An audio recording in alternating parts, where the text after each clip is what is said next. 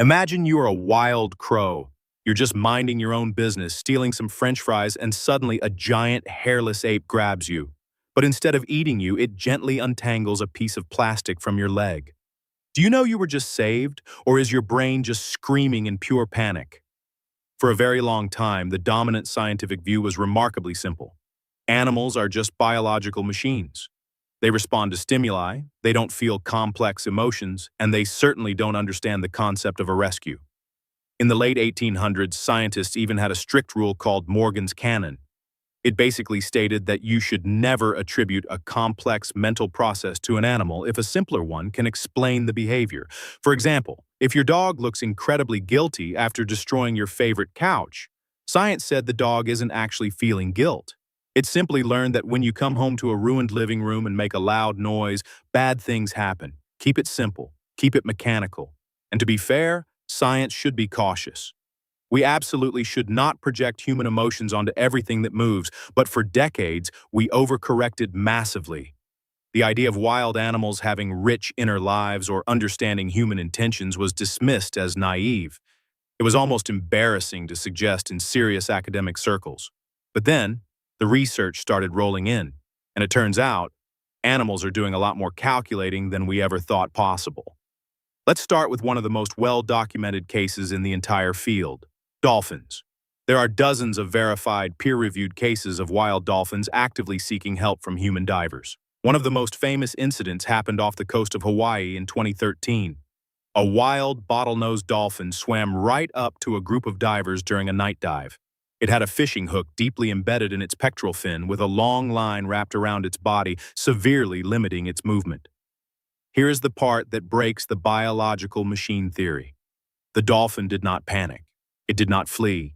It swam directly to one specific diver and held completely still while the human worked on removing the hook. When the fishing line was tangled in a way that made it hard to reach, the dolphin actually repositioned itself. It rotated its body to give the diver better access. Let that sink in. This was a wild animal. It was not trained, it was not conditioned with food, it just had a massive problem, saw a human, and made a calculation. This weird creature might be able to fix this. That is not a reflex. That is a form of assessment. But dolphins are known to be smart. What about something smaller? Let's talk about ravens and crows. These birds are terrifyingly intelligent. Researchers at the University of Washington conducted experiments where they wore specific rubber masks while trapping and banding crows. Then they walked around campus wearing either neutral masks or the trapping masks. The crows did not just remember the threatening face, they gossiped. They actually recruited other crows to dive bomb the specific mask. Crows that had never even seen the original trapping event would attack the researcher because they had been told about it. They literally build reputational profiles of humans. But the flip side is far less discussed. Crows also remember kindness. People who regularly rescue or feed crows often report receiving gifts. The birds will leave shiny objects, buttons, or small pieces of glass precisely where the food is usually placed. The crow has a social model that includes you, and in that model, you have a relationship involving mutual exchange. So, when a crow lets a rehabilitator untangle it from a net, and stays calm instead of fleeing, it might be running a rapid, intuitive cost-benefit analysis. A brain the size of a walnut is somehow outperforming most corporate software in terms of social sophistication. Now, let's pause and address the skeptic in the room, because this is where the science gets incredibly serious. Maybe the animal is not understanding help at all. Maybe it is just exhausted. This brings us to a deeply important biological mechanism called tonic immobility.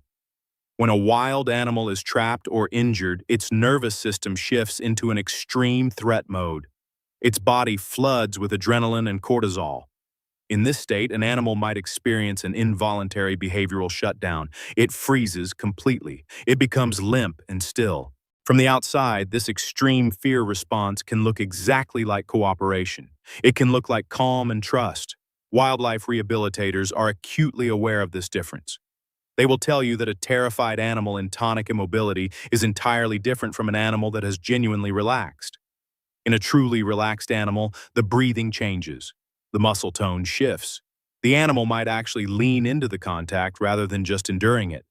This distinction is crucial because it proves that while some animals are just frozen in terror, others are genuinely mapping a specific human presence as safe. But knowing an animal feels safe is different from knowing they understand help. To draw that line, researchers in Japan conducted a fascinating experiment with capuchin monkeys. They designed scenarios where a human would either actively help or actively obstruct a monkey trying to reach food. The observing monkeys would watch this happen. Afterward, overwhelmingly, the monkeys chose to accept food from the helpful human and rejected the obstructive one. But here is the absolute kicker. When the monkeys observed a human being unkind to a completely different third party, not the monkey itself, just some other random individual, they still rejected food from that bad actor. They were making moral evaluations of humans based on witnessed behavior toward others. A monkey is literally sitting there, watching you interact with a stranger, deciding what kind of person you are, and filing that information away for future reference. Wild animals are watching us far more carefully than we watch them. This brings us to the case that stops everyone cold. In December 2011, a humpback whale was spotted hopelessly entangled in crab trap lines off the coast of San Francisco. The heavy ropes were cutting into its mouth and fins. It was exhausted. A specialized rescue team was dispatched. For over an hour, tiny, vulnerable divers swam around this 50-ton creature, cutting the thick lines with knives. The whale held perfectly still. One involuntary flick of its tail could have ended the entire team, but it waited. When the last line was finally cut, the whale did not just disappear into the deep, it circled back. It approached each diver individually, slowly and deliberately. One diver described being nudged gently. Another said the whale positioned itself so its massive eye was perfectly level with his face and just stayed there looking. The whale did not treat the water uniformly. It behaved differently toward the specific individuals who had freed it.